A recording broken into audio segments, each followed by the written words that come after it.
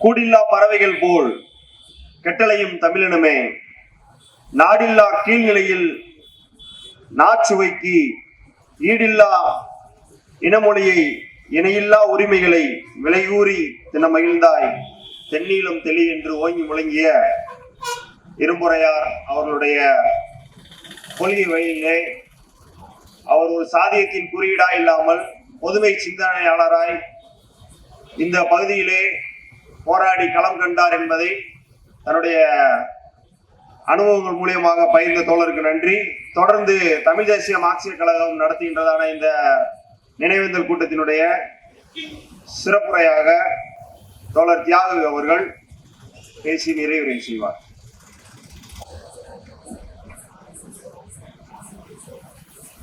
சாதி ஒழிப்பு போராடி தமிழ் தேசிய பொதுமை சிந்தனையாளர் தோழர் இரும்புரை அவர்களுடைய 27ஆம் ஆண்டு நினைவேந்தல் பொதுக்கூட்டத்தினுடைய தலைவர் அவர்களே, இரும்புரை அவர்களையும் அவர்களுடைய சிந்தனைகளையும் சொற்களையும் வீரியமிக்க செயல்பாடுகளையும் நினைவூர்ந்து உரையாற்றி இருக்கிற தோழர்களே, திரளாக கூடியிருக்கிற அன்பு தேனிவாழ் தமிழர்களே, உங்கள் அனைவருக்கும் தமிழ் தேசிய விடுதலை இயக்கத்தின் சார்பில் என்னுடைய வணக்கத்தை முதலில் உரித்தாக்கிக் கொள்கிறேன். பேசுவதற்கு நிறைய செய்திகள் உண்டு, இருந்தாலும் நேரம் மிக குறைவானது. இருமுறை அவர்களோடு பழகிய தோழர்கள், அவருடைய போராட்டங்களில் இணைந்து பங்கு பெற்ற தோழர்கள் நிறைய செய்திகளை சொன்னார்கள். எனக்கும் இருமுறை அவர்களோடு தோழமையும் நட்பும் இருந்தது. அந்த தோழமை நட்பினுடைய மிக முக்கியமான அடிப்படை இங்கே நாம் படங்களாக திறந்து வைத்திருக்கிற அந்த இருவருக்கும் இருந்த பிணைப்பின் அடிப்படையிலானது. இத்தனை ஆண்டுகள் கழித்து இரும்புரையின் நினைவேந்தலை நடத்துவதற்கு கூட நம்முடைய தோழர்கள் நீதிமன்றத்திலே போய் அனுமதி வாங்க வேண்டியிருந்தது. 91ஆம் ஆண்டு திலீபன் மன்றம் சார்பில் திலீபன் நினைவு நாள் கொண்டாடுவதற்கு சென்னை உயர் நீதிமன்றத்திலே நான் வழக்காடித்தான் அனுமதி பெற்று சென்னையிலே அந்த நிகழ்ச்சியை நடத்தினேன். எது மாறினாலும் போலீசினுடைய அணுகுமுறை மாறுவதில்லை என்று இத்தனை ஆண்டுகளாக நான் மீண்டும் மீண்டும் பார்க்கிறோம். என்னுடைய கேள்வி எல்லாம் சட்டத்துக்குட்பட்ட உரிமைகளை கோருகிறோம், இது இல்லாத ஒன்றை நாம் கோரவில்லை. எங்களை போன்ற அமைப்புகள் நடத்தக்கூடிய நிகழ்ச்சிகளில் குழப்பம், வன்முறை, கல்வீச்சு எதுவுமே நடந்ததில்லை. ஒன்றை கூட உங்களால் காட்ட முடியாது. ஏன் மீண்டும் மீண்டும் இப்படி தடை செய்து விட்டு போக வேண்டும்? இது ஏதோ உள்ளூர் காவல்துறையினர் மட்டும் செய்வதாக நான் கருதவில்லை. தமிழக அரசுக்கு ஒரு காவல் கொள்கை இருக்கிறதா என்பதுதான் என்னுடைய கேள்வி. அண்மையில் நடந்த மோதல் கொலைகளை பற்றி தோழர் பாண்டியன் குறிப்பிட்டார். இந்த ஆட்சி வந்ததற்கு பிறகு 16 பேர் இப்படி கொலை செய்யப்பட்டார். மோதல் என்பதெல்லாம் போய் யாருமே நம்ப முடியாது. ஒருவரை கைது செய்து கொண்டு வந்து காவலில் வைத்திருந்து வெளியில் அழைத்து போகிறார்கள். உங்களுக்கு தெரியும், காவல் நிலையத்தில், சிறைச்சாலையில் அரைஞான் கையில் வரை அறுத்து விடுவார்கள். நீங்கள் ஒரு பிளேடு கூட கையில் வைத்துக் கொண்டிருக்க முடியாது. ஆனால் இவர்கள் பிடித்து வருகிற அந்த மிகப்பெரிய குற்றவாளிகள், திருவேங்கடம் என்றாலும் சிசி ராஜா என்றாலும், கள்ளத்துப்பாக்கி எடுத்து காவல்துறையை கூறுகிறார். எவ்வளவு நம்பிக்கைக்குரியதா இது? ஒரு பொய்யை திருப்பி திருப்பி சொல்லிக் கொண்டே இருக்கிறார். இந்த மோதல் கொலைகள் தமிழ்நாட்டிலே மட்டுமல்ல, நூற்றுக்கணக்கிலே உத்தரப்பிரதேசத்திலே நிகழ்கிறது. இன்றைக்கு செய்தி வந்திருக்கிறது, ஊபியினுடைய ஒரு பகுதியில் புல்டோசர் ஆக்ஷன் எடுத்துக் கொண்டிருக்கிறார். புல்டோசர் ஆக்ஷன் என்றால் புல்டோசரை விட்டு வீடுகளை எல்லாம் இடிப்பர். ஒரு பகுதியிலே மக்கள் அரசுக்கு எதிராக போராடினால், விவசாயிகள் போராடினால் புல்டோசரை விட்டு இடிப்பர். 1000 பேருக்கு மேல் மோதல் கொலைகளிலே சாகடித்திருக்கிறார். அதே போல காவல் நிலைய சித்திரவதை. இதெல்லாம் அரசுக்கு ஒரு கொள்கை இல்லை. அமைதியான முறையில் போராட்டம் நடத்துவதற்கான உரிமை இருக்கிறது. Right to protest. அரசமைப்பு சட்ட உரிமை. அமைதியான முறையில் கருத்துக்களை வெளியிடுவதற்கும் பேசுவதற்கும் எழுதுவதற்கும் உரிமை இருக்கிறது. இது ஒரு காவல்துறை கண்காணிப்பாளரோ காவல்துறை தலைவரோ ஏன் முதலமைச்சரோ கூட நமக்கு போடுகிற பிச்சை அல்ல. நாங்க யாரிடமும் எங்கள் உரிமைகளுக்காக கையேந்தி பிச்சை கேட்கவில்லை. அண்ணல் அம்பேத்கர் அவர்கள் இயற்றிய அரசமைப்பு சட்டத்தின் அடிப்படையில், அதன் அடிப்படை உரிமைகள் அடிப்படையில் தான் கேட்கிறோம். அம்பேத்கர் அவர்கள் இந்த சட்டத்தை எல்லாம் எழுதும் போது கடைசியாக ஒன்று சொன்னார். இந்த அரசமைப்பு சட்டத்தில் இத்தனை உரிமைகள் இருந்தாலும், பேச்சுரிமை, எழுத்துரிமை, கருத்துரிமை, தொழில் செய்யும் உரிமை, வேலை தேடும் உரிமை, இந்தியாவின் எந்த பகுதியிலும் செல்வதற்கான உரிமை, இவ்வளவு உரிமைகள் இருக்கின்றன. ஆனால் இந்த உரிமைகளில் எதையும் இந்த சட்டத்தின் உயிர் ஆன்மா என்று அவர் குறிப்பிடவில்லை. அவர் எந்த உரிமையை சொன்னார் தெரியுமா? அரசமைப்பு சட்டத்தின் 32வது உறுப்பு தான் the heart and soul of this constitution. இந்த அரசமைப்பு சட்டத்தினுடைய இதயமும் ஆன்மாவும் இந்த 32 தான். ஏனென்றால் அவருக்கு மிக நன்றாக தெரியும், சட்டத்தில் என்ன எழுதியிருந்தாலும் இந்த அரசுகள் அதிகார வர்க்கம் அவற்றை மதிக்க மாட்டார்கள். எனவே இவர்களுக்கு ஒரே ஒரு வழி, நீதிமன்றத்தை நாடுவதுதான். 32 உயர் நீதிமன்றத்தில் 226 இதன் அடிப்படையில் தான் இந்த அனுமதி வந்திருக்கிறது. இதுவும் கூட யாரும் போடுகிற பிச்சை இல்லை, நீதிபதி போடுகிற பிச்சை கூட அல்ல. இதைத்தான் செய்தார்கள். நண்பர்களே, நம்முடைய இருமுறை குணசேகரன் தோழர் அவர்கள், அவர் செயல் வீரராக கொள்கையாளராக இருந்தார். அவர் பல்வேறு அமைப்புகள் வழியாக வந்திருப்பதை தோழர் பாண்டியன் சுட்டிக்காட்டினார். உலகத்தமிழ் கழகம் என்று பல்வேறு அமைப்புகள், பொதுவுடைமை இயக்கம், பாமக என்று 2 வகையாக மாறி செல்கிறவர்கள் இருக்கிறார். முதல் நாள் ஒரு கட்சி, மறுநாள் ஒரு கட்சி மாறுகிறவர்கள் பார்க்கிறோம். தேர்தல் நேரத்தில் டிக்கெட் கொடுக்கலன்னா போய் இன்னொரு கட்சியில், ஹரியானாவில் தினம் செய்தி வருது. நேற்று பாஜக, இன்னைக்கு காங்கிரஸ்.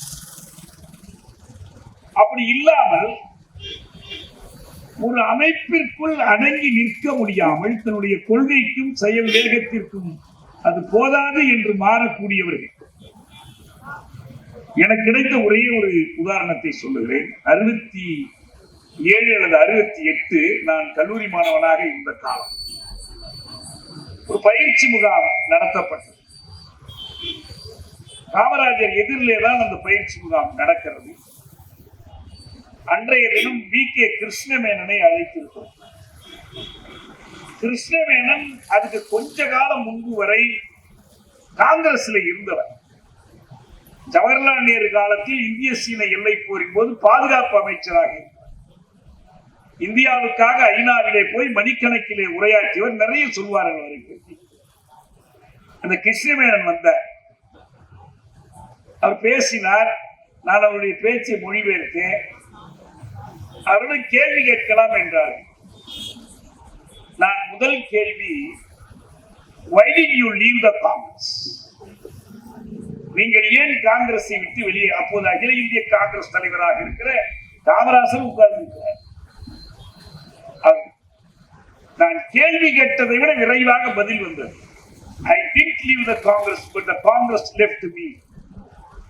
நான் காங்கிரஸை விட்டு வெளியேறவில்லை, காங்கிரஸ் என்னை விட்டு வெளியேறிவிட்டது.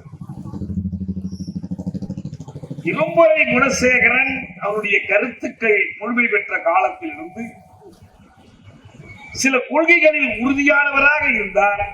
அந்த கொள்கைகளுக்கு ஒரு அமைப்பு பொருந்தவில்லை என்றால் அவர் வெளியேறிவிட்டார்.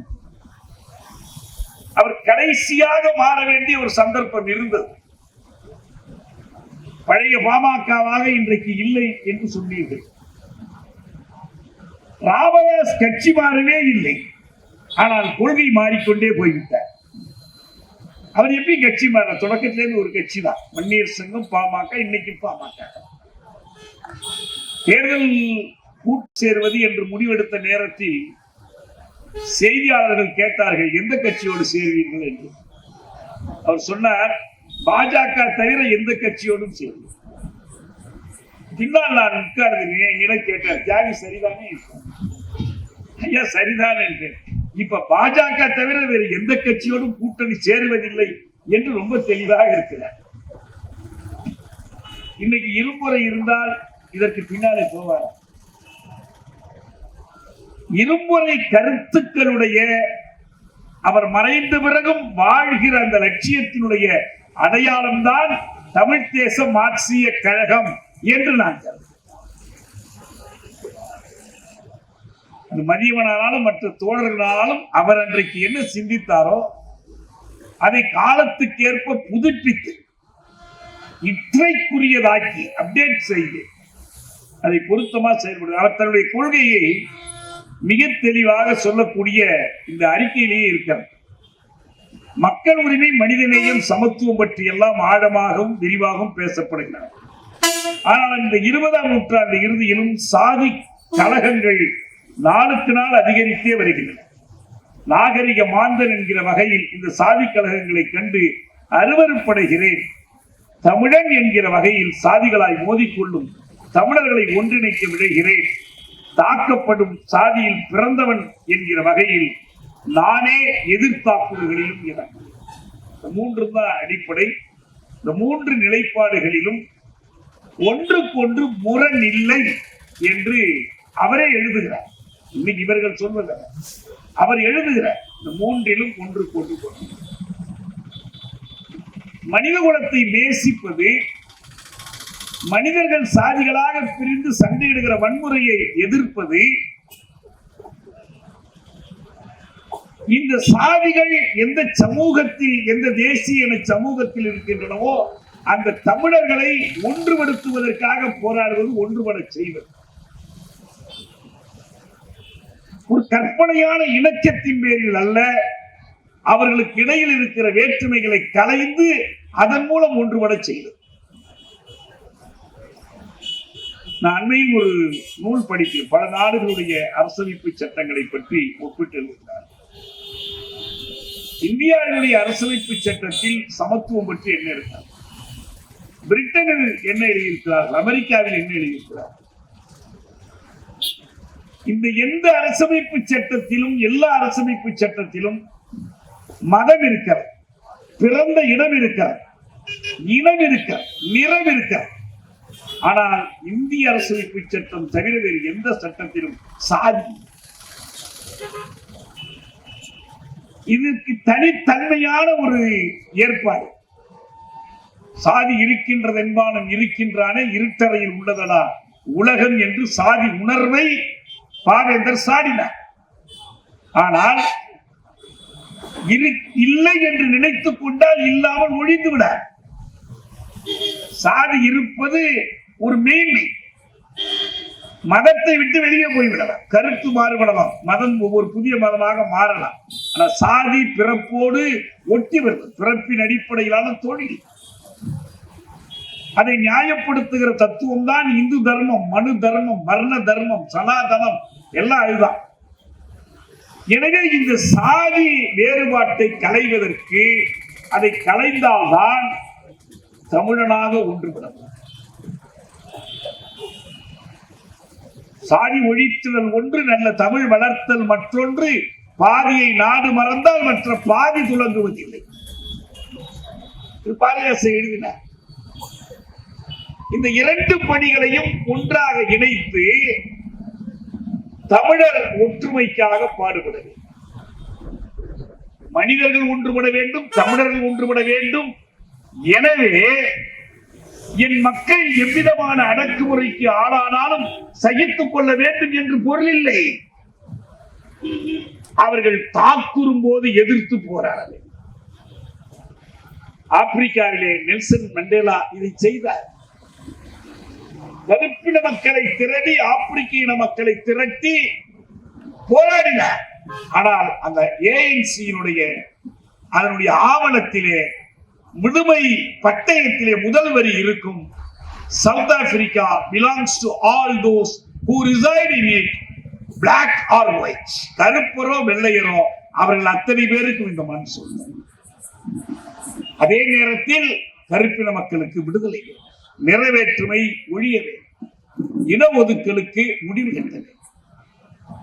இதே போன்ற ஒரு போராட்டம் தான் திலீபனை நாம் இன்றைக்கு குறியீடாக இங்கே நினைவு கூறுகிறோமே, அந்த ஈழப் போராட்டம். தலைவர் பிரபாகரன் தலைமையில் தமிழீழ விடுதலை புலிகள் அடைந்த வெற்றிகளுக்கெல்லாம் ஒரு அடிப்படை இருக்கிறது. அது துப்பாக்கி அல்ல, வீரங்கி அல்ல, அது படை பயிற்சி கூட அல்ல. அந்த அடிப்படை என்னவென்றால், அவர்கள் ஈழ தமிழ் சமூகத்திற்குள் சாதி ஒடுக்குமுறையை எதிர்த்து நின்றார்கள். கடந்த காலத்தில் பார்த்தால் அந்த சிங்கள சமூகத்திலும் சரி, தமிழ் சமூகத்திலும் சரி, உயர் சாதிகள் தான் ஆதிக்கம். தேர்தல் நடந்தது. தேர்தலில் போட்டியிட்டவர்களில் பிரேமதாசாவினுடைய மகன் சஜித் பிரேமதாசா தவிர பாக்கி எல்லோரும் உயர் ஜாதி. தமிழர்களில் தலைவர் பிரபாகரன் முன்னுக்கு வருகிற காலம் வரைக்கும் வெள்ளாள சாதியினர் தான் அந்த இயக்கங்களில் தலைமை வைத்தார். இப்படிப்பட்ட மக்களை திரட்டி சாதியை தடை செய்து சாதி மறுப்பு திருமணங்களை ஊக்கப்படுத்தி தமிழர் ஒற்றுமை உருவாக்கப்பட்டது. அது ஒரு போராட்டத்தினுடைய தேவை. நீங்கள் இங்கே ஒரு பொதுக்கூட்டத்திற்கு, ஆர்ப்பாட்டத்திற்கு வருகிற போது கொட்டி நிற்க வேண்டிய கட்டாயம் ஏற்படுகிறது. ஜனநாயகம் அந்த அளவுக்கு ஒரு தளர்வை தருகிறது. ஆனால் ஒரு பதுங்கு குழிக்குள்ளே மறைந்திருந்து எதிரியின் துப்பாக்கியை, வான்படையை சந்தித்து திருப்பி தாக்குகிற போது அந்த பதுங்கு குழிக்குள்ளே தீண்டாமையை கடைபிடிக்க முடியாது. தலைவர் மாவோ சொன்னார், ஒரு புரட்சி பகைவனின் நஞ்சை அழிப்பது போல் மக்களின் நஞ்சையும் அழிக்கிறது. திலீபனை பற்றி பேசுகிறோம். யார் என்ன சாதி என்று பார்த்தோமா? சொட்டு நீர் வருந்தாமல் 11 நாள், இன்றைக்கு 10வது நாள் இரவு, நாளை காலை 10:30 மணியோடு அவனுடைய போராட்டம் முடிகிறது. பேச்சிழந்து மூச்சிழந்து அவன் நல்லூர் முருகன் கோயில் முன்றலிலே கிடக்கிறான். இன்றைக்கு நான் இங்கே இருமுறையை நினைவேந்துவது போல, இன்றைக்கு தமிழீழ பரப்பெங்கிலும் வடக்கிலும் கிழக்கிலும் திலீபனை நினைவேந்து, திலீபன் நினைவு ஊர்தி ஊர் ஊராக போய் கொண்டிருக்கிறது. யாரும் தடுக்க முடியவில்லை. யாழ்ப்பாணத்திலே கொண்டு போய் நாளைக்கு அந்த ஊர்வலத்தை முடிக்கிறார். எங்கே அவன் உயிர் இருந்ததோ அந்த இடம் வரைக்கும் அந்த மக்கள் திலீபனை நேசிக்கிறார்கள். ஒரு கவிதை உண்டு, பார்த்திபன் இப்போதும் பசியோடு இருக்கிறான். அவன் கண்ட கனவு இன்னும் நிறைவேறவில்லை. அவன் உறுதியாக நம்பினான். நம் மீது ஆதிக்கம் செலுத்துகிற இந்த கொடிகள் எல்லாம் இறங்கும், நம்முடைய தேசிய கொடி உயரும் என்ற நம்பிக்கையோடு அவன் போராட்டத்தை தொடங்கினான். எந்த சூழ்நிலையிலும் என்னை கட்டாயப்படுத்தி இந்த போராட்டத்தை முடிக்க சொல்லக்கூடாது. என் கோரிக்கைகள் சாதாரண கோரிக்கைகள், 5 கோரிக்கைகள். சிறையில் இருக்கிறவர்களை விடுதலை செய்ய வேண்டும், ஊர்காவல் படையை கலைக்க வேண்டும், சிங்கள குடியேற்றங்களை தடுத்து நிறுத்த வேண்டும் போன்ற சாதாரண கோரிக்கைகள். பட்டினி போராட்டத்திற்கு உலக புகழ் பெற்ற காந்தியார் உருவாக்கி கொடுத்த தேசம் அந்த பட்டினி போராட்டத்தை மதிக்கவே இல்லை. ஒப்புக்கு ஒரு வேண்டுகோள் விடுக்கவில்லை, நீ முடித்துக் கொள் என்று. அவன் உயிரை கொடுத்து போராடினான். ஆயுத போராளிகள் அறப்போரிலும் வல்லவர்கள் என்பதற்கு உலகத்திற்கு அவன் சான்று கொடுத்தான். சாகும் வரை பட்டினி போர் என்று அறிவித்துவிட்டு சொத்துடீர் அருந்தாமல் கடைசி வரை பட்டினி போர் நடத்தி அந்த மண்ணில் காற்றில் கலந்தவன் தியாக தீபம் திலீபன். திலீபன் என்றால் தியாகம், தியாகம் என்றால் திலீபன் என்று அந்த நேரத்தில் நாங்கள். ஏனென்றால் ஆயுதங்கள் இருந்தால்தான் போராடுவது என்று இல்லை. திலீபன் வாழ்ந்த அந்த மண்ணில் இன்றைக்கு அவர்கள் நீதிக்காக போராடுறார். ஒரு சிங்கள பேரினவாத அரசு அதனுடைய தலைவருக்காக ஒரு தேர்தல் நடக்கிறது. 2009 முதல் இனவழிப்புக்கு எதிரான போராட்டத்தில் இன்னமும் வெற்றி பெற முடியாத தமிழ் மக்கள் தங்களுடைய கோரிக்கைகளை தொகுத்து அதை ஒரு அரசியல் போராட்டம் ஆக்குவதற்கு ஒரு பொது வேட்பாளரை நிறுத்துகிறார்கள். ஒவ்வொரு தேர்தலிலும் சிங்கள வேட்பாளர்களுக்கு, சிங்கள பேரினவாதிகளுக்கு வாக்களித்து பழகிய மக்கள் இந்த முறை மாற்றி வாக்களித்தார். அவர்கள் மிக அதிகமாக வாக்குகளை சேகரித்த இடம் திலீபன் போராடிய அதே நல்லூர் மண், அதே யாழ்ப்பாணம்.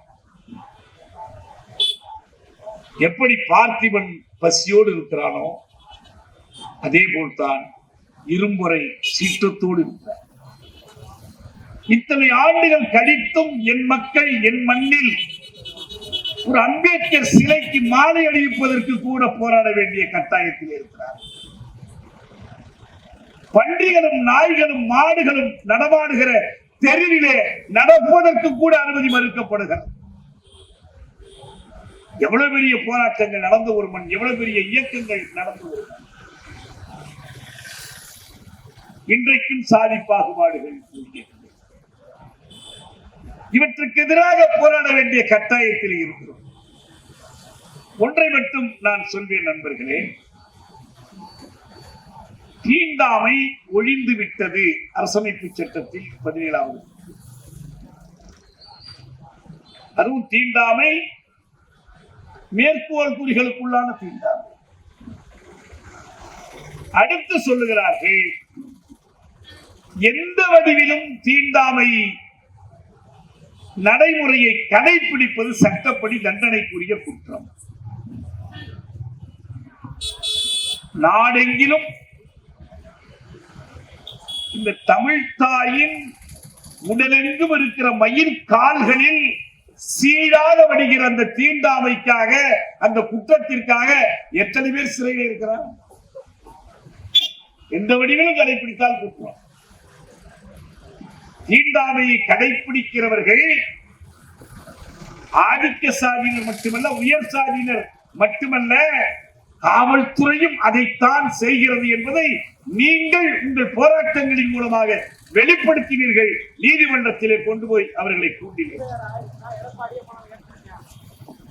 இந்த நேரத்தில் நாம் ஒன்றை புரிந்து கொள்ள வேண்டும் நண்பர்களே. இந்த தீண்டாமை ஒழிப்பு போராட்டம், சாதி பாகுபாட்டுக்கு எதிரான போராட்டம். இந்த போராட்டம் என்பது ஒரு ஊருக்கு மட்டும், ஒரு வட்டாரத்துக்கு மட்டும் உரிய போராட்டம் அல்ல. இந்த போராட்டம் வெற்றி பெற வேண்டுமானால் அதற்கு நமக்கு ஒரு நாடு தழுவிய பார்வை. அரசு என்பது குறிப்பிட்ட வகுப்புகள், சமூக ஆற்றல்களின் சார்புடையதாக, நடுநிலையாக இல்லை.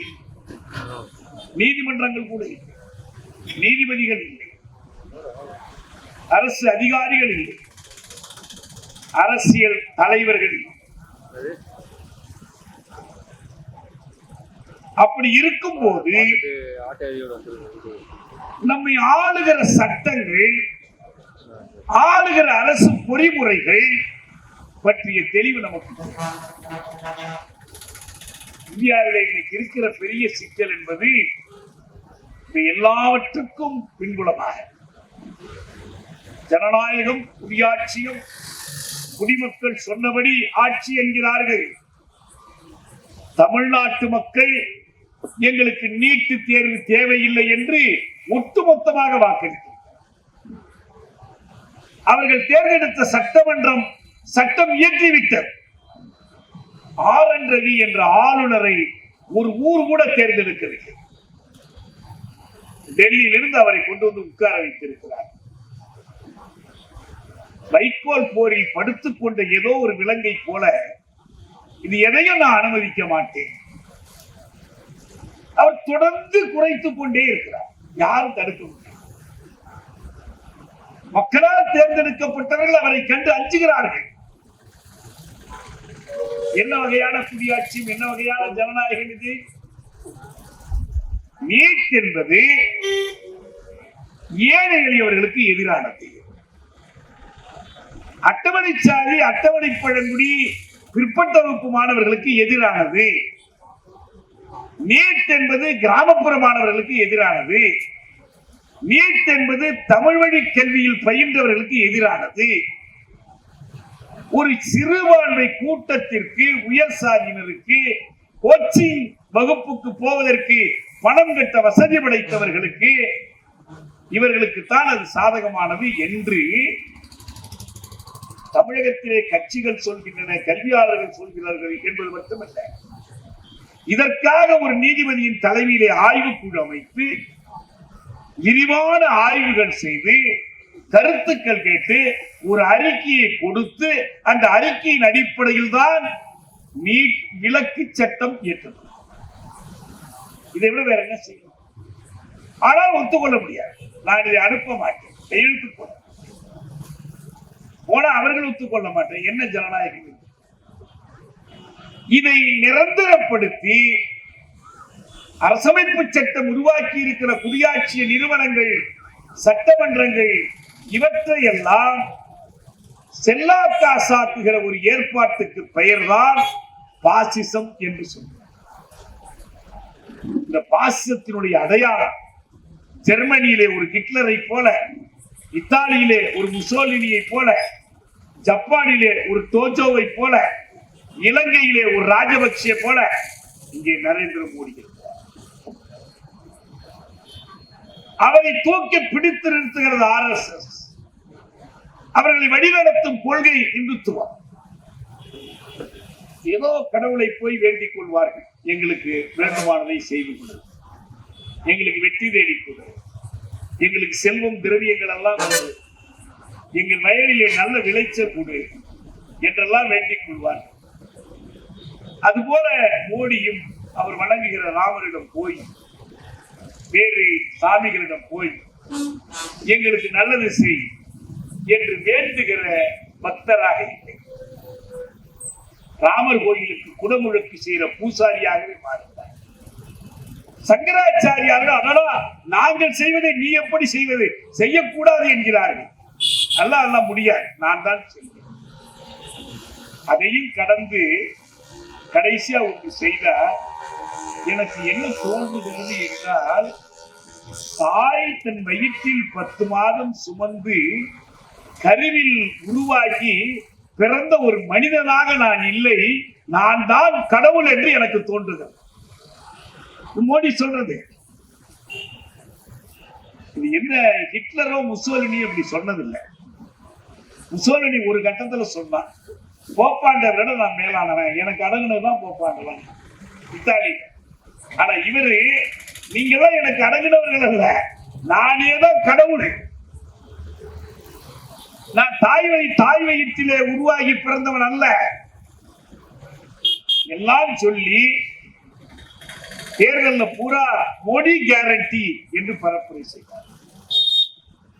மோடி 3வது முறை வந்துவிடக் கூடாது என்று நாங்கள் மிக தீவிரமாக பரப்புரை செய்தோம். ஏன் வந்தா என்ன? மிச்சம் இருக்கிற உரிமைகளையும் அழித்து விடுவார், மதங்களுக்கு இடையிலே சண்டையை மூட்டி விடுவார். இதெல்லாம் தெளிவா அவங்களுடைய கணக்கு வைத்திருக்கிறார். இந்தியாவை இந்துத்துவ நாடாக அறிவிக்க வேண்டும். ஏற்கனவே குடியுரிமை திருத்த சட்டம் கொண்டு வந்து இஸ்லாமியர்களின் குடியுரிமையை பறிப்பதற்கு ஏற்பாடு செய்திருக்கிறார். இந்துக்களுக்கு குடியுரிமை, ஆனால் இலங்கையிலிருந்து வருகிற இந்துக்கள் அவங்க இந்துக்கள் அல்ல, அவங்களுக்கு கிடையாது. ஆக இது தேசிய இனங்களுக்கு எதிரான, எஸ்சி எஸ்டி மக்களுக்கு எதிரான, பிற்பட்ட வகுப்பினருக்கு எதிரான, சிறுபான்மை மதங்களுக்கு எதிரான, உழைக்கும் மக்களுக்கு எதிரான ஒரு ஆட்சி. இந்த ஆட்சியால் யார் பயன்பெறுவார்கள்? இன்றைக்கு ஒரு செய்தி வந்திருக்கிறது. இந்தியாவிலேயே மிகப்பெரிய பணக்காரர்களை பற்றிய செய்தி. முகேஷ் அம்பானி, அவர் உலக அளவில் 12வது பெரிய பணக்காரர்.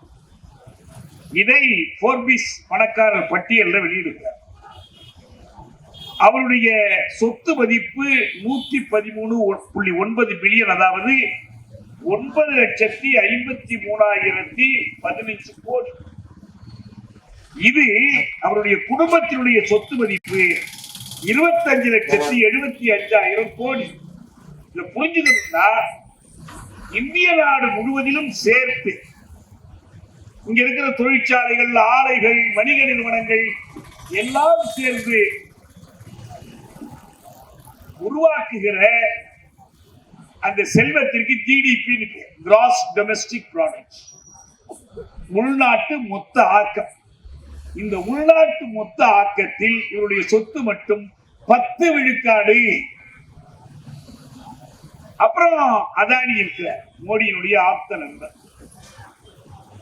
இவர்கள் திருமணம் நடத்தினால் ஆடம்பரம். இப்ப ஒரு சொந்தமா ஒரு விமானம் வாங்குறாரு, எங்க போறதுக்கு. அந்த விமானத்தினுடைய மதிப்பு 990 கோடி ரூபாய். ஒரே ஒரு விமானம் அவர் பயணம் செய்கிறார். நண்பர்களே, சும்மா அந்த மாடி குடிசை என்ற வேறுபாட்டுக்கே அன்னைக்கு வாலி பாடினார், எம்ஜிஆர் வாயசைக்கு.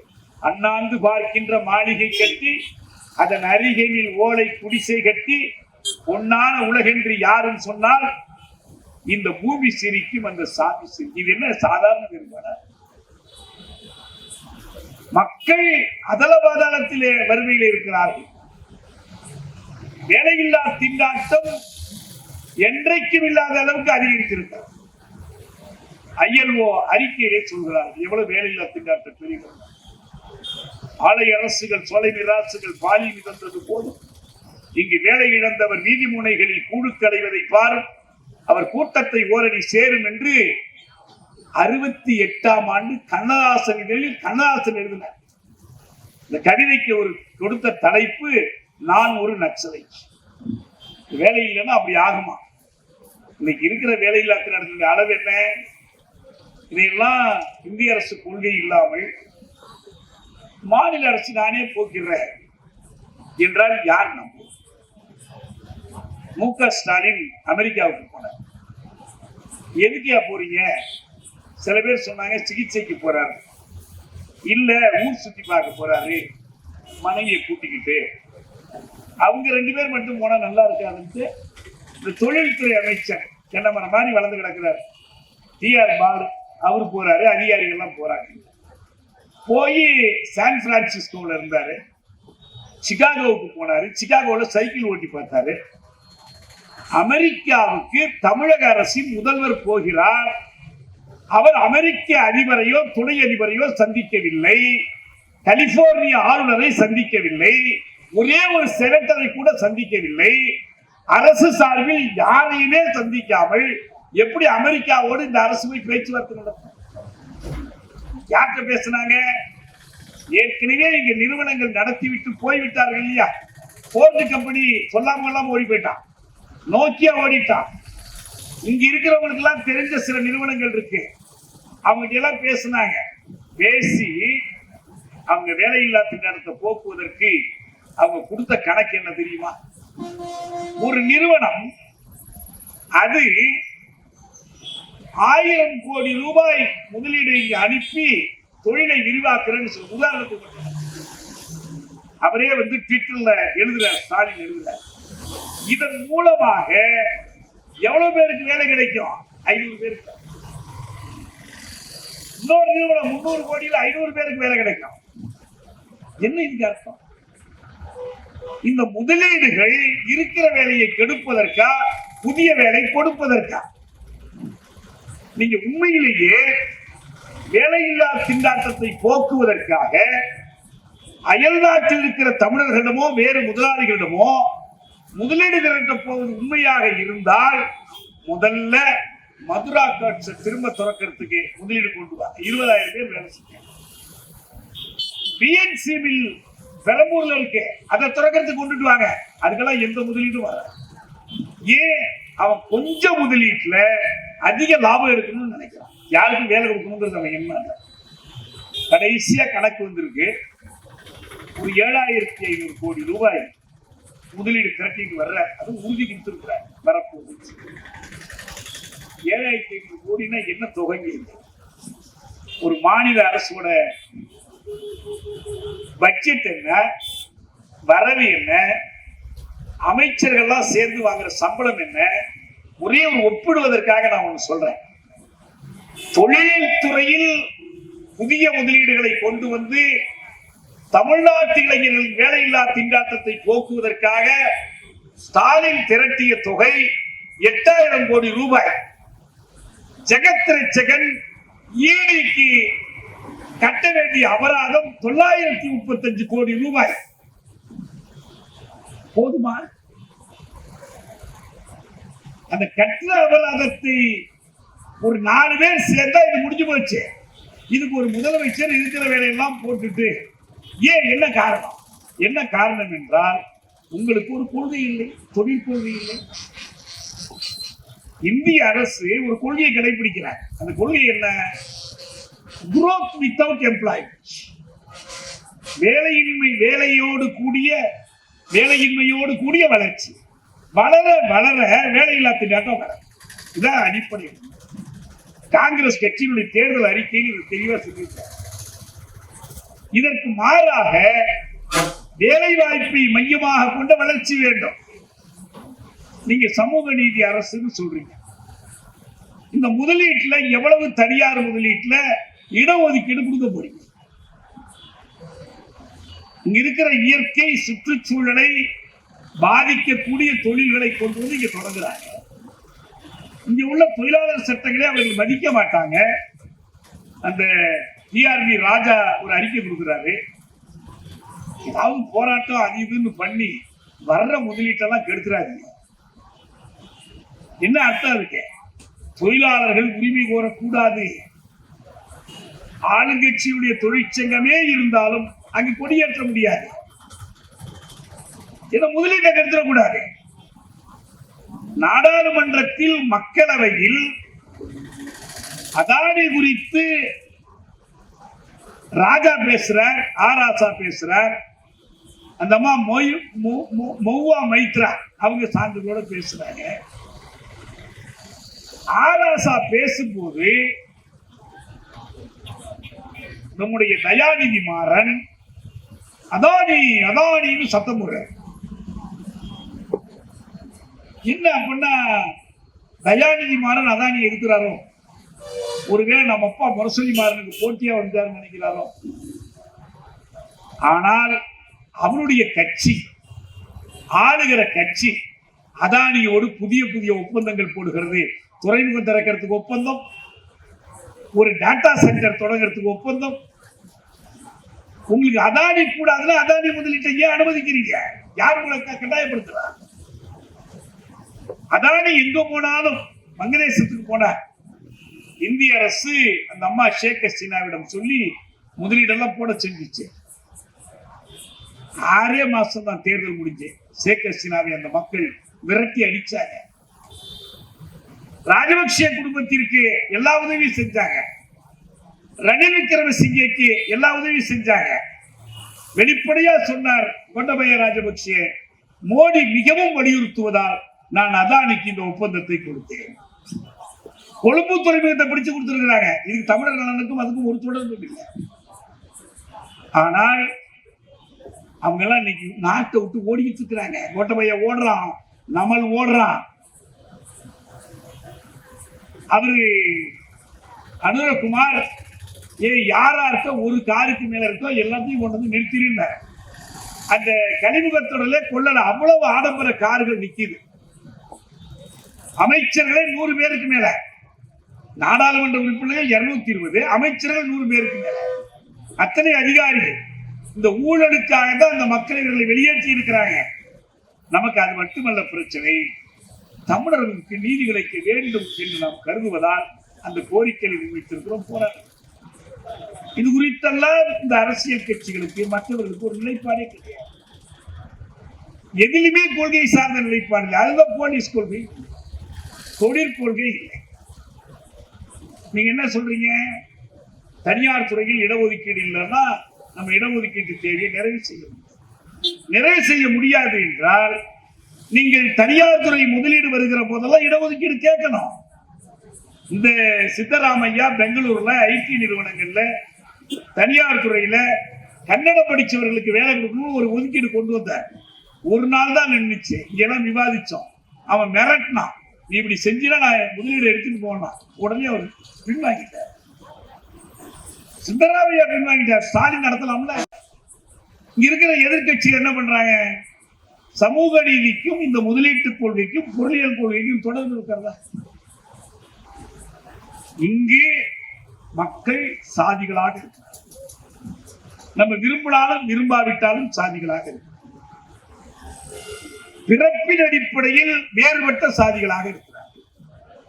வேறுபட்ட சாதிகள் வேறுபட்ட தொழில்களில் ஈடுபட்டிருக்கிறார். இதெல்லாம் அம்பேத்கர் மிக முக்கியமான ஒரு செய்தி சொன்னார்.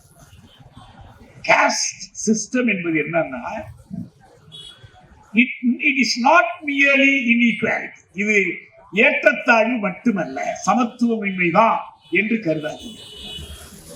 இது எப்படிப்பட்ட ஏற்றத்தாழ்வுன்னா, ஒரு பிரமிடு போன்ற ஏற்றத்தாழ்வு. ஒரு கோபுரம் எப்படி இருக்கும்? அதனுடைய உச்சியில் பார்ப்பனர்கள் இருப்பாங்க, அதுக்கு கீழே அடுத்தடுத்த ஜாதிகள், இடைநிலை ஜாதிகள், கடைசி நிலையில பஞ்சமர், தலித்துகள், தாழ்த்தப்பட்ட மக்கள், தீண்டப்படாத. இதுக்கு பேரு கிரேடட் இனீக்வாலிட்டி, படிமுறை அசமத்துவம், படிமுறை ஏற்றத்தாழ்வு. இதனுடைய பொருள் என்ன? எஃப்சியை காட்டிலும் கீழே இருக்கிறான் பிசி, பிசியை காட்டிலும் கீழே இருக்கிறான் எம்பிசி, எம்பிசியை காட்டிலும் கீழே இருக்கிறான் எஸ்சி, எஸ்சியை காட்டிலும் கீழே இருக்கிறான் எஸ்டி. முடிஞ்சு போல. எஸ்சிக்குள்ளேயே ஒரு குழு இன்னொரு குழுவை விட மேல இருக்கு. இதான் கிரேடட் இனீக்வாலிட்டி. எஸ்சி மக்களில் ஒரு சிலர் புதிய தொழில் வாய்ப்புகள், புதிய வேலை வாய்ப்புகள், புதிய இடஒதுக்கீடுகளை பயன்படுத்தி மேல வர்றாங்க. இன்னும் சிலரை அவங்க அமுக்குறாங்க. நீங்க ஒரு வீட்டுல குடி இருக்கிறீங்க, இன்னொருத்தர் அந்த வீட்டுக்கு குடி வர்றாருன்னா, ஐயோ நம்ம இடத்துக்கு இவன் வந்துட்டான்னு நீங்க கவலைப்படுற மாதிரி இந்த ஏற்கனவே உள்ள இருக்கிற கவலைப்படுற. இதான் அடிப்படை. ஒரு ரயில்ல பயணம் பண்ணும் போது பயணிகள் புதுசா வந்து ஏறினா ஏற்கனவே படுத்திருக்கிறவர் ஏந்திரிக்க மாட்டேன், நீ நின்றுட்டு வா, இல்லைன்னா இறங்கி போ, அடுத்த ட்ரெயின்ல வா சொல்லுவார. அப்படி பார்க்கிறாங்க. அப்படி பார்ப்பது கூடாது என்று சொல்லிதான் தமிழ்நாட்டில் ஆதித்தமிழர்கள் எனப்படுகிற அருந்ததிய மக்களுக்கு செக்கிலியர்கள், செருமார்கள், மற்ற இந்த பிரிவுகளை எல்லாம் சேர்த்த ஒரு குழு 6, அந்த பிரிவினருக்கு 2009ஆம் ஆண்டு உள் ஒதுக்கீடு வழங்கப்பட்டது. மக்கள் தொகை கணக்குப்படி 6 விழுக்காடு. ஜனார்த்தனன் என்ற ஒரு நீதிபதி தலைமையில கலைஞர் ஒரு குழு அமைத்து கணக்கெடுப்பு நடத்த சொல்லி, மருத்துவக் கல்லூரியில எஸ்சியில எவ்வளவு பேர் இருக்காங்க, இவங்க எவ்வளவு பேர் இருக்காங்க, மற்றவங்க எவ்வளவு பேர் இருக்கிறாங்க, ஒவ்வொன்றா கணக்கெடுத்து அந்த கணக்குகள் அடிப்படையில அவங்களுக்கு என்ன பண்ணாங்க, 6 விழுக்காடு மக்களுக்கு 3 விழுக்காடு இடஒதுக்கீட்டை உறுதி செய்தார். 2009 மருத்துவக் கல்லூரியில அருந்ததியர்கள் என்றாலே 3-4 பேர் இருப்பாங்க. இந்த இடஒதுக்கீட்டினால் இன்னைக்கு 300-400 பேர் அந்த இடத்துக்கு. இது அவங்க மக்கள் தொகைக்கு ஏற்ப இன்னும் போகல. இன்று வரையிலும் ஒரு மாவட்ட நீதிபதி கூட அருந்ததியர் இல்லை. கல்லூரி பேராசிரியர்களை முதல்வர்கள் நியமிக்கிற வாய்ப்பு இருக்கும் போது, அறக்கட்டளைகள் நியமிக்க வாய்ப்பு இருக்கிற போது அவங்க காசு வாங்கி கொண்டு இந்த இடங்களை மற்றவங்களுக்கு கொடுத்துடுறாங்க. இந்த நிலையில்தான் இது போன்ற ஒதுக்கீடுகள், உள் ஒதுக்கீடுகள் சரியா தப்பான உச்ச நீதிமன்றம் விவாதிச்சு சரின்னு தீர்ப்பு. இதுல எதுக்கிறதுக்கு என்ன? உண்மையிலேயே மக்கள் தொகை அளவை காட்டிலும் அதிக இடங்களை பிடித்து வைத்திருப்பது யாருன்னு கேட்டால் அது பார்ப்பனர். அவங்கதான் என்ன பண்றாங்க, 3% தமிழ்நாட்டில் உயர் நீதிமன்ற நீதிபதிகளை எத்தனை விடுத்தாங்க, மாவட்ட நீதிபதிகள் எவ்வளவு, IAS அதிகாரிகள் எவ்வளவு, மாவட்ட ஆட்சியர்கள் எவ்வளவு. தமிழ்நாடு கொஞ்சம் தாழ்வில்லை. நீங்க வடநாட்டுக்கெல்லாம் போனீங்கன்னா முழுக்க முழுக்க அவர்கள் தான் என்ன கணக்குல இருக்காங்கன்னா, நீதிமன்றத்தை பொறுத்த வரைக்கும் உச்ச நீதிமன்றத்தை உதாரணத்துக்கு எடுத்துக்கிட்டோம்னா, ஏன்னா ஏற்கனவே உச்ச நீதிமன்றம் ஒரு தீர்ப்பு கொடுத்துடுச்சு, நீதிமன்ற உயர் நீதிமன்றம் உச்ச நீதிமன்றத்தில் இடஒதுக்கீடு கூடாதுன்னு இப்பயும் கிடையாது. 18 விழுக்காடு இருக்கிற மக்கள் 3 பேர் தான் இதுவரை உச்ச நீதிமன்ற நீதிபதிகளாக இருக்கிறார். இந்த 3 பேர்ல அருந்ததியர் யாருமே இல்லை. உயர் நீதிமன்றம், மாவட்ட எதுலையுமே இல்லை. அப்ப நம்ம இருமுறை சொல்ற மாதிரி அந்த மக்களுக்காக போராடுகிற கடமை நமக்கு. அவன் ஏன் ஜாதியா ஓன் ஜாதியாலாம் பார்க்க வைக்கல, அவங்களுக்காக போராடணும். அம்பேத்கர் 21 தொடங்கி பிரித்தானியர் ஆட்சியில 10 வருடத்துக்கு ஒரு தடவை சாதிவாரி கணக்கெடுப்பு நடத்தப்பட்டது. அதுக்கு பேரே socio economic caste census, SECC பேர். 31க்கு பிறகு நடக்கல. ஏன்னா 39ல உலக போர் வந்துருச்சு, 41ல போர் தொடருது, 51ல நம்ம பண்டித ஜவஹர்லால் நேரு பிரதமரா வந்துட்டார். எடுக்க முடியாது. அம்பேத்கர் பதவி விலகுவதற்கே அது ஒரு காரணம். அம்பேத்கர் SC ST மக்களுக்கான காப்பு கூறுகளை வைஸ்ராய் கவுன்சில் இருக்கிற காலத்திலிருந்து உறுதி செஞ்சிட்டார், பதிவு பண்ணி வச்சிட்டார். SC ST நீங்க தவிர்க்க முடியாது. ஆனால் இந்த ஏனைய பிற்படுத்தப்பட்டவர்கள் OBCங்கிறவங்க ஊர்ல நாங்க தான் பெரிய ஜாதி, நாங்க தான் ஆதிக்கம் பேசக்கூடியவர்களுக்கு சட்டத்துல ஒரு பாதுகாப்பு. அம்பேத்கர் ஒண்ணு செஞ்சார், 340 என்ற ஒரு சட்ட உறுப்பை ஏற்படுத்தி இந்த 340 என்ன சொன்னிச்சுன்னா, இந்த ஏனைய பிற்படுத்தப்பட்டவர்களுடைய வாழ்க்கை நிலைமைகளை பற்றி ஆய்வு செய்வதற்கு ஒரு ஆணையத்தை நியமிக்க வேண்டும். அந்த ஆணையம் கொடுக்கிற அறிக்கை அடிப்படையில் மத்திய மாநில அரசுகள் நடவடிக்கை எடுக்கும். இது இன்னைக்கு இருக்கு சார். அப்ப அம்பேத்கர் கேட்டாரு, இந்த ஆணையத்தை நீங்கள் உடனடியா நியமிக்கணும்னு கேட்டார். பெண்ணுரிமை கொடுக்கக்கூடிய இந்து சட்ட தொகுப்பு, காஷ்மீருக்கு வீண் செலவு செய்யாதே என்கிற எதிர்ப்பு, எப்படி சமூகத்தில் ஒதுக்கி வைப்பார்கள் அப்படி அமைச்சரவையில் தன்னை ஒதுக்கி வைத்திருப்பதற்கான எதிர்ப்பு, இதோடு அவர் கேட்ட முக்கியமான கோரிக்கை 340 உறுப்பின்படி ஆணையம் அமைக்கல. நேரு அமைக்கல, கணக்கெடுப்புக்கும் ஒத்துக்கல, ஆணையம் அமைச்சாங்க. அந்த ஆணைய கணக்கெடுப்பு நடந்த காக்கா காலேல்கர் அம்பேத்கர் விலகின பிறகு அமைச்சாங்க. ஆனா அது பரிந்துரை செஞ்சு கணக்கெடுங்கன்னு, கணக்கு எடுக்க முடியாது, ஒண்ணு எடுக்க முடியாது. அந்த ஆணையத்தினுடைய தீர்ப்புகளையே நிராகரிச்சாங்க. இன்னைக்கு வரைக்கும் அந்த கணக்கு எடுக்க நேருவும் எடுக்கல, நேருவுக்கு பின் வந்த பிரதமர்களும் எடுக்கல. மண்டல் குழு வெறும் சர்வே, ஒரு குத்துமதிப்பான கணக்கின் அடிப்படையில பிற்படுத்தப்பட்டவர்கள் 50-60 விழுக்காடு இருக்கிறாங்க, குறைந்தது நான் 27 விழுக்காடு அவர்களுக்கு ஒதுக்குகிறேன் என்று அவர் ஒதுக்கினார். அதை செயல்படுத்த மறுத்தாங்க. காங்கிரஸ் எதிர்த்தது, பாஜக எதிர்த்தது, மார்க்சிஸ்ட் கட்சி எதிர்த்தது, செய்யக்கூடாதுன்னு. அதனால அதற்கெல்லாம் கழித்து பிறகு VP சிங் ஆட்சியில் இருக்கும் போது இதை நடைமுறைப்படுத்த அறிவித்தார். முதல்ல வேலை வாய்ப்பு தான், அதுலயும் கல்வி கிடையாது. நீதிமன்றங்கள வழக்குகள்லாம் நடந்து கடைசியா. இப்ப நம்ம என்ன கேட்கிறோம்னா, ஒரு கணக்கெடுப்பு நடத்தினால், பீகார்ல நிதிஷ்குமார் ஒரு கணக்கெடுப்பு நடத்தி யாரெல்லாம் SC, யாரு BC, யாரு மிகவும் பிற்படுத்தப்பட்டவர், எவ்வளவு விழுக்காடு கணக்கு பார்த்து அவர் என்ன கண்டுபிடிச்சாருன்னா, SC மக்கள் தொகை குறைத்து காட்டப்படுகிறது, எஸ்டி தொகை குறைத்து காட்டப்படுகிறது. இது எல்லாத்தையும் உயர்த்தினார். இந்த எண்ணிக்கையை உயர்த்தி இடஒதுக்கீட்டை 65 விழுக்காடு இடஒதுக்கீடு. இதை ஆதரித்து பீகார் உயர்நீதிமன்றம் தீர்ப்பு வழங்கியிருக்கு. நம்ம மு.க. ஸ்டாலினும் இந்த ரகுபதியும் சட்டசபையில சொல்றாங்க அது நீதிமன்றம் தடை செஞ்சிருச்சு. பொய். குறைந்தது அறியாமை. நாங்க கொடுக்குறோம், தீர்ப்பு எடுத்து கொடுக்குறோம்.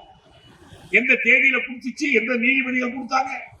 நம்ம ஒரு கோரிக்கை வைக்கணும். என்னன்னா, தமிழ்நாட்டில் ஒரு அடிப்படை மாற்றம் வர வேண்டும் என்றால் தோழர்களே, தமிழ் தேசிய விடுதலை புரட்சி நடக்க வேண்டும் என்றால், தமிழ்நாட்டில் சாதி ஒழிய வேண்டும் என்றால், தமிழ்நாட்டில் கட்டற்ற சுரண்டல் கட்டுப்படுத்தப்பட வேண்டும் என்று சொன்னால் அதற்கு நம்மிடம் தரவுகள் வேண்டும். ஸ்டாலினே சொல்ற, நான் 1000 ரூபாய் கொடுக்கிறேன். எந்த அடிப்படையில் அளவுகோல்?